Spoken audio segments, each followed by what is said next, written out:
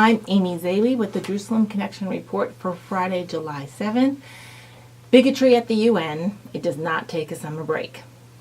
Danny Danon, the Israeli ambassador to the UN, has requested that the UN Secretary General review the participants of this week's UN event, an event called the United Nations Forum to mark 50 years of occupation, which is held at the UN headquarters this week. Even the title of this event seems somewhat biased. Participants include folks who have been partnering or affiliated with both Hamas and the Popular Front for the Liberation of Palestinians, the PFLP. The PFLP is a known terrorist organization with ties to Hamas and has been documented as a terrorist organization by the U.S., by Canada, and by several members of the European Union. It is an atrocity that the UN should use its resources, facilities, funding, and world stage platform to actively promote anti-Semitism and the demonization and destruction of Israel while giving a voice to folks who are anti-Semitic. Also among the organizations taking part in this forum, so to speak, are Al-Haq, which describes itself as a Palestinian human rights group. But according to NGO watchdog groups in Israel, the NGO Monitor characterizes the Palestinian terror activities as legitimate resistance. It is also a clear leader in anti-Israel demonization campaigns. The group's director, Sean Jabaran, has been denied exit visas by both Israel and Jordan on several occasions because of his known affiliations with terrorist groups including Hamas and the PFLP. In addition, this group admitted that two of its operatives were killed by Israeli security forces during the tragic event that happened a couple weeks ago that left young policewoman Hadass Malka dead in Israel. So these folks are now, their affiliates, having a voice at the UN. Israel is also confronting a second battlefront within the United Nations Educational, Scientific, and Cultural Organization World Heritage Committee, UNESCO, and its assembly in Poland next week, where Jordan has put forth a motion to keep the Old City of Jerusalem on the list of endangered sites, and another motion to seek to have the Old City of Hebron, including the Tomb of the Patriarchs, also added to the list of registered under the State of Palestine. This is a continued effort to erase and remove the Jewish footprint and history and identity in the Middle East, and it must be stopped.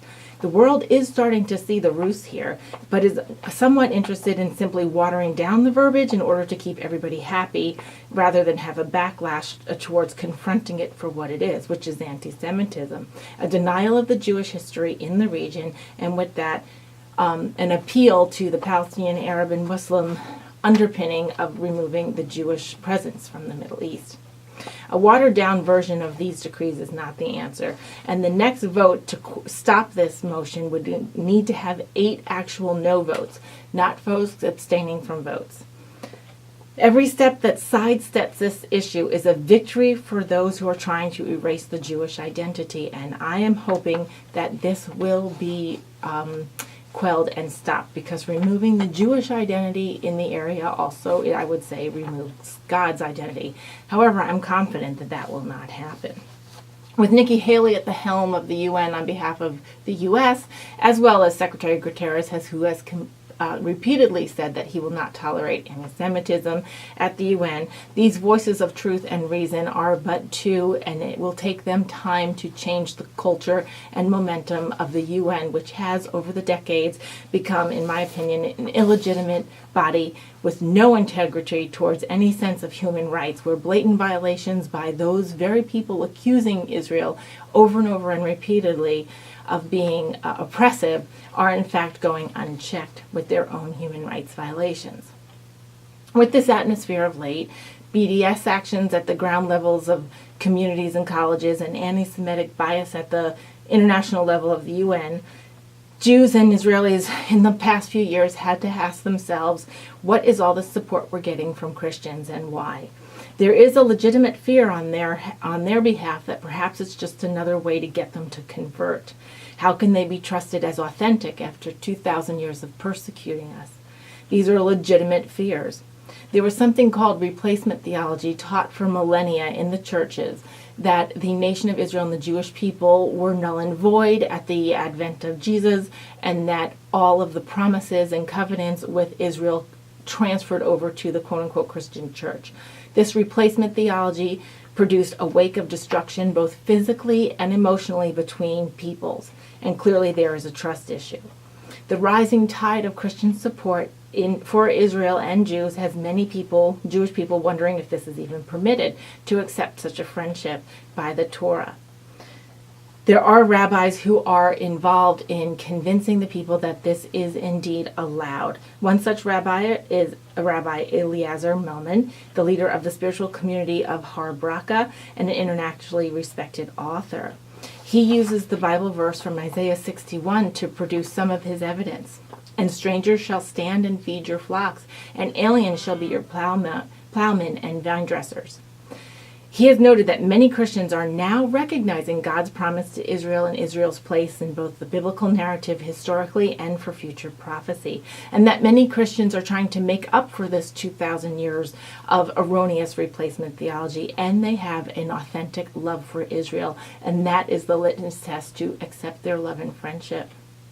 He suggested that Rabbi Melman did, that the connection with pro-Israel Christians is at an unprecedented level, creating a brotherhood, so to speak. He has written, "These Christians are closer to us than the secular liberal leftists of Western countries, both in their faith in the Bible and their ethics."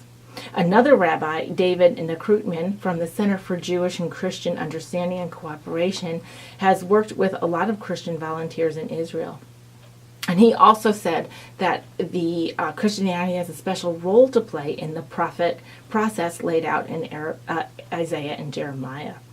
My point here is that while the Christian community is reaching out to help and support the Jewish people and the nation of Israel while they're atoning for their own heritage of mistakes made by their forefathers, that Christian motives are pure in the appropriateness of offering aid and help. And many Christians have no ulterior motives other than to honor God and His promises and His covenants. And in light of what's going on in the UN, as just some examples, I pray that God's Spirit will continue to move amongst His peoples, that His ancient words will continue to dwell and swell in people's hearts and move people towards God's purpose and His call. Shavua Tov, have a great week, and Shabbat Shalom.